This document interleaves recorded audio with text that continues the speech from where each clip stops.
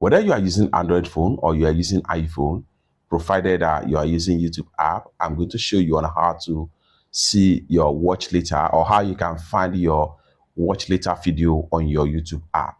Let me show you how. Open up your YouTube app.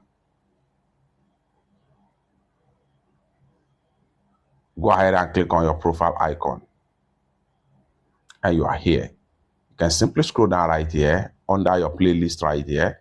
Click on your playlist. Then under the playlist right here, you have your watch later profile right here.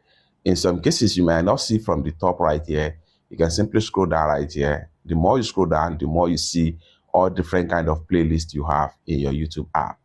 So for you to get to your playlist, watch later, just go ahead and make sure you look for the word watch later. Go ahead and click on it. All the video you have in your watch later is going to be shown right here, just like what you see right here. It's that simple. For more useful tutorial, tips and tricks like this, consider to subscribe.